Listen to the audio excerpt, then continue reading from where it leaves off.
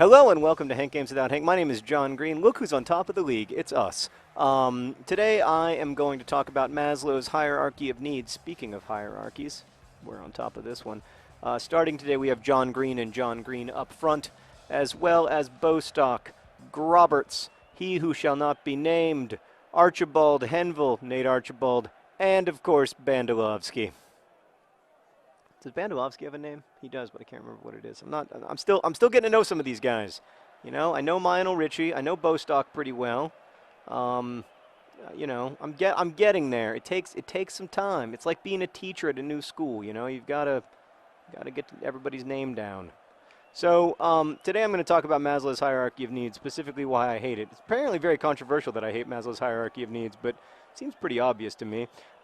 So here's why I don't like it. One, there is extensive research showing that needs do not function hierarchically. And also, we have all experienced this in our own lives. Like, for instance, maybe you have been hungry, and maybe you recall that when you were hungry, you were still capable of yearning for love. There's something a little bit like both ethnocentric and like rich person centric about assuming that that those who are in what we call absolute poverty cannot have any desires other than to get out of absolute poverty. There's a lot of evidence that that's wrong, including like the first 40,000 years of human history, when you know, when people were doing lots of stuff, including making art and other stuff, in a way that wasn't hierarchical, even when they were very, very hungry and or starving and or, you know, didn't have any kind of agricultural surplus. So I just don't think it holds up to scrutiny is the main reason that I'm opposed to Maslow's hierarchy of needs. But I find it sort of like troubling and dehumanizing whenever people assume that like you can't have one kind of that there's some kind of yearning available only to the he's so open. That was a great pass. That was a great pass to your husband. That was a great pass to your husband, and you didn't finish. That's disappointing because you're a finisher. The reason I'm disappointed in you is because you're a known quantity when it comes to finishing, and what I know is that your quantity of finishing is extremely high. That's disappointing. No! Everything is fine. You guys freak out about nothing. Green Eggs and Foteringham had it covered. By the way, the skies are threatening here in Swindon, but no rain yet. I feel like it rains in England a lot less than it did in FIFA 11. I'm concerned that climate change may have something to do with this. Anyway, so here's the thing. Like, to me, and again, I can't speak for look. I can't speak for what it's like to live in absolute poverty. But I have, you know, I can listen to people who are and who have lived in that situation. And you know, and I can certainly speak of what it's like to have other needs on Maslow's hierarchy that aren't self-actualization, and it did not take away my desire to you know. So for instance, like living in chronic pain, I know this from my friend Esther. I know it from other people I know. I've known it from having lived at times with chronic pain myself. Living with pain does not prevent you from making art, or from wanting to make art, or from being interested in art. It also does not prevent you from, you know, sort of like a fully. Oh, what a great pass! What a great ball!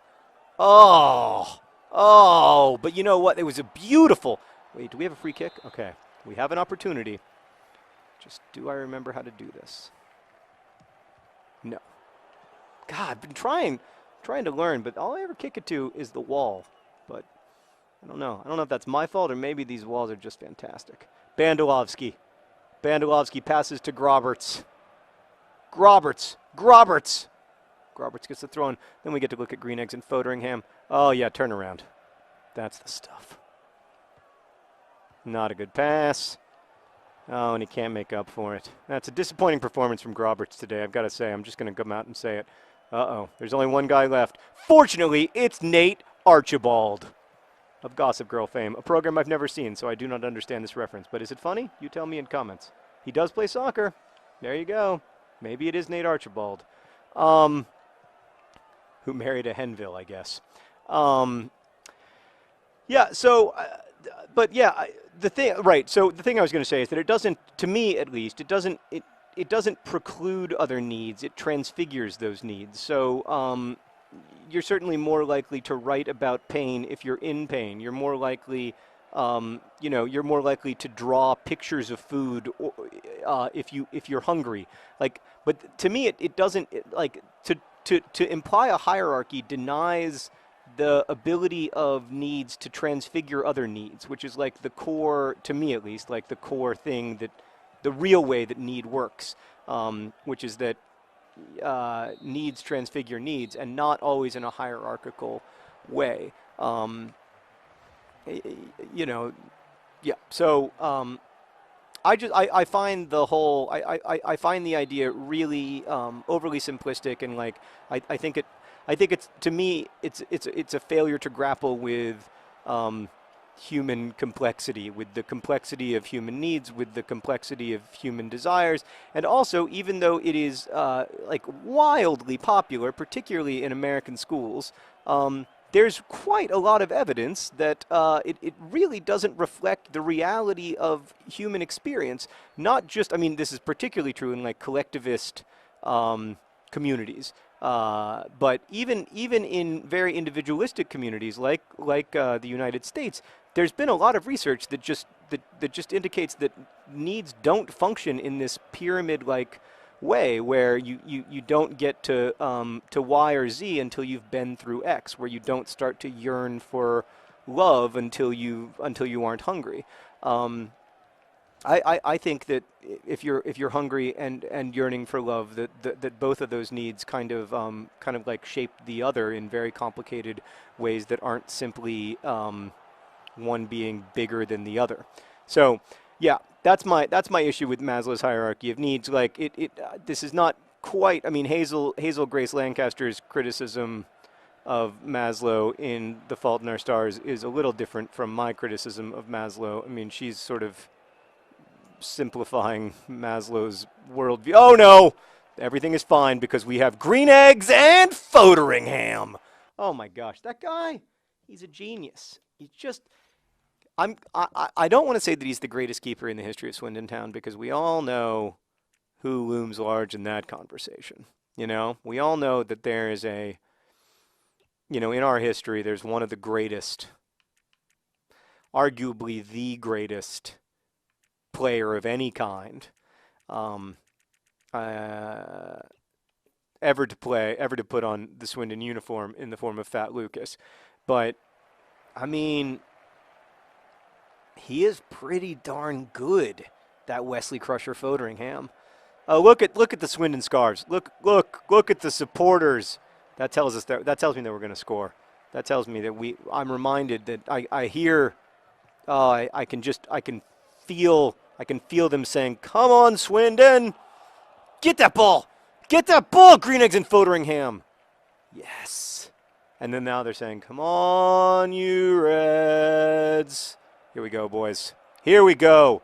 Do you hear that? Do you hear the support? Oh, get it, Ball John Green. Damn it. Now I'm frustrated with myself because I feel like I'm disappointing. The supporters whom I love so much. Going attacking. Come on, we can do this. Just get the ball back. That's it. Pass. Great job. So, I think, yeah, and I also think, like, it's kind of underestimates like the human urge for leisure, the human urge for play. I think it, I think it imagines, and not just the human urges, by the way, but also animal urges, because I think it oversimplifies the lives of other animals as well.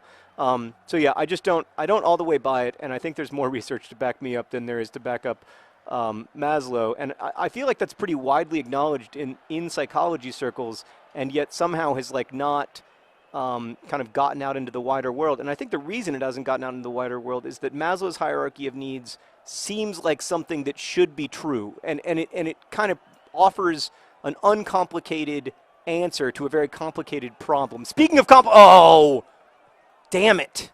I probably should have just first timed that. I thought I had a little time in the box. Context is everything. Come on, boys. Come on. No, that's a bad pass. Yeah, so like, I mean, right now, like my, Maslow would say that my overwhelming need is to get a goal and score, but I'm still thinking about Abraham Maslow. Maybe not to the same degree. Maybe my need to get a goal is being shaped by Maslow's hierarchy, but yeah, I don't think it's as simple as X goes above Y. How is that not a foul? He literally threw me to the ground and I fell 45 feet. I slid across the world. That is ridiculous. Green eggs and Fotheringham. Go, go, go, go, go, go, go, go, go, go. Oh, how did I not get the switch there? 88th minute. 88th minute. Frick! Schmerg! Who scored on me? Do they have John Donne? Noted English poet? No wonder they're doing well. This guy's 500 years old. They've got a zombie John Donne. All right, we can do this, boys. We're good enough to get the draw. Go get the draw. Oh no! Dispossessed! This isn't the Swindon I know and love at all! Oh no! We gotta get the ball back, boys! We gotta press! Press! Leroy Williamson. Oh, Leroy Williamson was setting up the goal, and the ref blew the whistle. Oh, Green Eggs and Fotheringham, who had a hell of a game, is just depressed. Oh, a smack on the bottom from his friend Jerry Koch, but it's all for nothing. Why do we even bother playing this silly game? Thanks for watching. Best wishes.